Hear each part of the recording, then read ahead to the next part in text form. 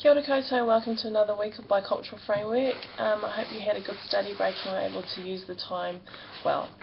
So, as I mentioned in previous posts, that I thought it would be a good idea if I actually say the karakia or whakatauki for the week, and so that's what we're going to start with.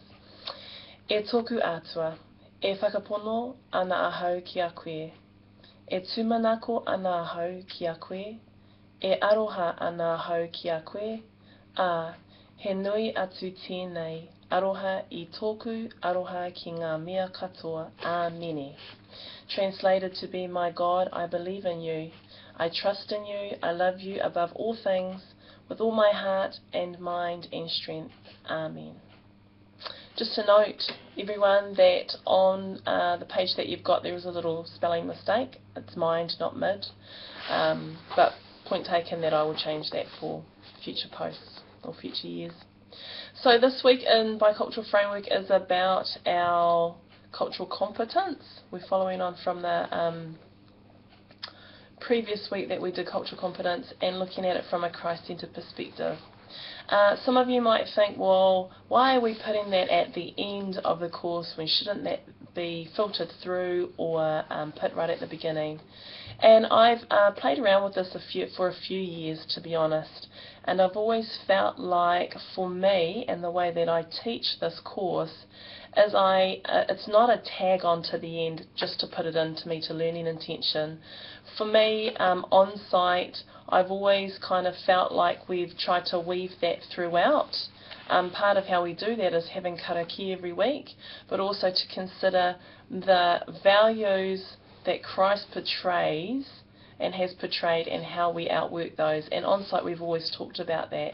And I feel like some of the themes that we've spoken about over the weeks have always talked about that.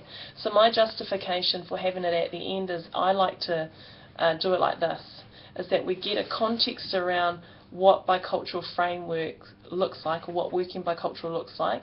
So we're setting the foundation for the knowledge base around that, and now we consider it from a Christ-centered perspective and how that filters through all of those things, all of the content that we've learnt, and what that means for us as Christ followers. And so we've got the material, all the content that we've done throughout the semester, and now how do we, I guess, consider that from a Christ-centered perspective? What does it mean like? What does it mean to have the treaty principles, and how would Christ outwork those when he was living on the earth? And what does it mean to be culturally competent, and looking at the frameworks and the themes and topics that we've covered, and now how do we apply that?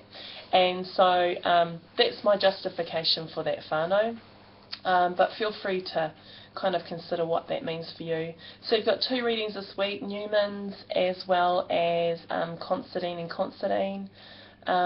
You've got one activity in terms of the forum, but there's a flexi activity. You just need to make sure that you complete the readings and the activities before you post it into the forum. Okay, we are nearly there. This has been a very long semester and I commend you on getting through it. Nearly there, whānau. So here we go, another week. Kia ora.